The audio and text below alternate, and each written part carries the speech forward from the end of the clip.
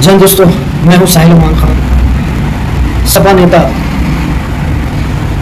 आजम खान साहब का वीडियो जो दर्द भरा जनता के बीच में लोगों को सुना रहे थे। आखिर आजम खान साहब दर्द भरा पैगाम हिंदुस्तान की जनता को क्या देना चाहते हैं, आइए हम वीडियो को देखते हैं जो आजम खान साहब तमाम लोगों के बीच में आकर कही है। इस मुल्क की दूसरी बड़ी आबादी बहुत तकलीफ में है और बहुत जिल्लत की जिंदगी गुजार रही है।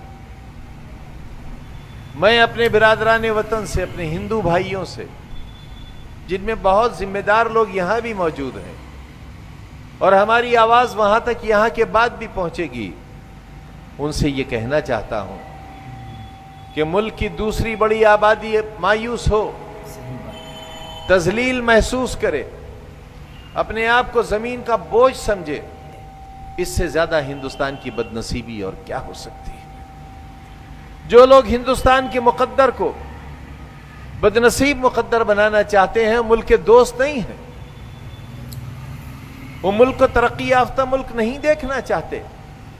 जो लोग चाहते हैं कि हम भूखे हों, हम नंगे हों, हम जाहिल हों, बेआसरा बेसहारा हों, वो कुदरत के निजाम के साथ बगावत करते हैं।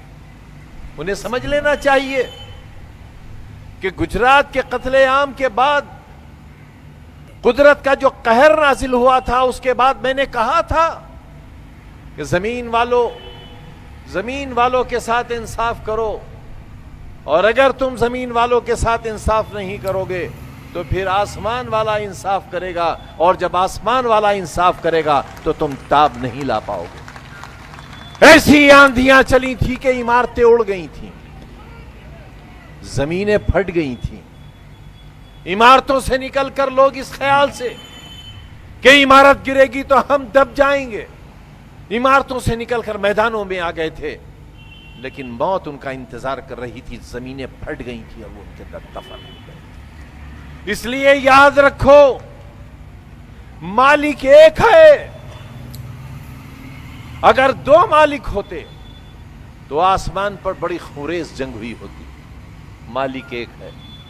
उसकी मखलूक के साथ जब नाइंसाफी करोगे, उसके बच्चों को जब तेजाब में गलाओगे, उसके मकानों को जलाओगे, उसकी असमतों को लूटोगे, बेगुनाहों का कत्लेआम करोगे, मालिक खुश नहीं होगा, सूखा पड़ेगा, हुक्मरान झूठा होगा। मैं ऐलान करके कहता हूं, बादशाह झूठा नहीं होता, और झूठा हो तो बादशाह नहीं होता।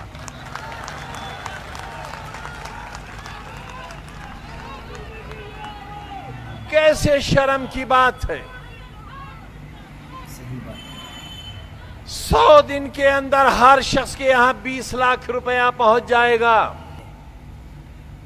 लेकिन ये आज ये जम्मे गफीर ये सुनने के लिए बैठा है कि वसीम भाई और राहत साहब आज कौन सी ऐसी राहत देने वाले हैं कि वजीर आजम का वादा सच्चा साबित हो जाए। इंतजार है 20 लाख रुपए का। शंकराचार्य जी ने कहा कि सूखा तो पड़ेगा, इसलिए कि हुक्मरान झूठा है, डिग्री भी झूठी है। ये पिल्ला कह रहा है, ये पिल्ला कह रहा है, दिल आजारी की इंतहा है और हमारी बर्दाश्त की भी इंतहा है। मगर आपसे ये कहना चाहता हूं कि किसी साजिश का शिकार मत हो जाना। पहली बार एक सियासी जमात ने यह कहना शुरू किया है कि वो सरकार नहीं बना रही है, बल्कि कोई और सरकार बना रहा है। 2 साजिशें एक जगह जमा हो गई। किसी मामूली बात पर बड़े सवाल का सौदा मत कर लेना। हमारे जैसे लोगों को, हमारे जज्बात को तकलीफ मत पहुंचा देना। ہم اپنے آسمان کو اور اپنے اللہ کو گواہ کر کے کہتے ہیں کہ اگر ایک لمحہ بھی زندگی کا تمہاری فکر کے بغیر گزارا ہو تو ہم اے اللہ ایک سانس بھی جینا نہیں چاہتے. ایک سانس. ہم آپ سے حق مانگتے ہیں. ہم آپ سے اپنے بچوں کا مستقبل مانگتے ہیں. ہم آپ سے آپ کے بچوں کا کل مانگتے ہیں.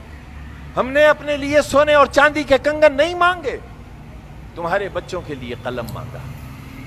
ساری زندگی کی سیاسی محنت, سیاسی دیانت اور ایمانداری کے نتیجے میں تمہاری بچوں کے لیے اور بچیوں کے لیے مستقبل مانگا. اور الحمدللہ یہ ہاتھ پھیلے تو سونے اور چاندی سے بھر گئے, یہ دامن اٹھا تو ہیرے اور جواہرات سے بھر گیا. یہ دامن دیکھو جا کر مولانا کے نام سے. کس مولانا کے نام سے؟ جن کے بارے میں باپو نے یہ کہا کہ اگر علی برادران نہ ہوتے ہندوستان آزاد نہ ہوا ہوتا. جنہوں نے راؤنڈ ٹیبل کانفرنس میں کہا کہ فرنگیوں, میں آج اپنے وطن کی آزادی کا پروانہ لینے آیا ہوں, اگر آزادی کا پروانہ نہ ملا تو میں زندہ واپس نہیں جاؤں گا. اللہ نے دعا سن لی. مولانا کا انتقال ہوا اور مولانا کے انتقال میں ان کے جنازے میں 42 ملکوں کے سربراہوں نے شرکت کی. 42 ملکوں نے چاہا کہ مولانا کو وہاں دفن کیا جائے, لیکن وہ نیک فرشتہ آج بیت المقدس میں دفن ہے. ان کی دعاؤں کا نتیجہ ہے, ان کی نیکیوں کا صلہ ہے کہ مولانا محمد علی جوہر کے نام سے محمد علی جوہر یونیورسٹی قائم. 450 ایکڑ میں ہم نے اس ادارے کو بنایا ہے. کوئی یقیناً ایسا ولی بیٹھے ہوں گے, کسی ایک ولی کی دعا لگ جائے, میڈیکل کالج بنا رہا ہوں, دعا کر دو. آسمان کے نیچے بیٹھے ہو, تمہاری دعائیں آسمان سے اس وقت تک ٹکراتی رہیں گی جب تک یہ دعائیں قبول نہیں ہو جائیں گی. یہ میڈیکل کالج بن جائے. میں نے دعا کی ہے اللہ یہ میڈیکل کالج ایسا ہو کہ دنیا کے مریض یہاں آئیں, دنیا کا علاج ہو. لوگ ہنستے تھے جب میں کہتا تھا کہ میں یونیورسٹی بناؤں گا. یہ کہاں سے بنائے گا جس کے پاس رہنے کو گھر نہیں ہے, چلنے کے لیے سواری نہیں ہے, یہ کہاں سے یونیورسٹی بنائے گا. ہنسنے والے ہنستے رہے اور اللہ تعالیٰ اپنا کرم کرتا رہا. عالی شان یونیورسٹی بن گئی اور ایمان ہے میرا انشاءاللہ بہت جلدی وہ میڈیکل کالج بھی بن کے تیار ہوگا جہاں آپ کے بچے اور بچیاں تعلیم حاصل کریں. میری دعا ہے رومی بھائی آپ کے لیے کہ آپ خوش رہیں, آباد رہیں. اللہ تعالیٰ آپ کو عزتوں سے نوازے. آپ نے ایسی حسین محفل کا انعقاد کیا ہے,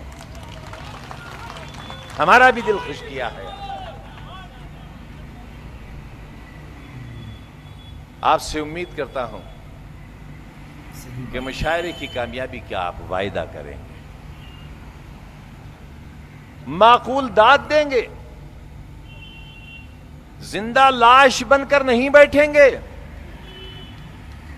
جو لوگ رائے دینا نہیں چاہتے اور جو لوگ رائے دینا جانتے نہیں, ان پر ظالموں کی رائے مسلط ہو جایا کرتی ہے اور وہی ان کی قسمت کے لیے بد نصیبی کا آخری دن ہے.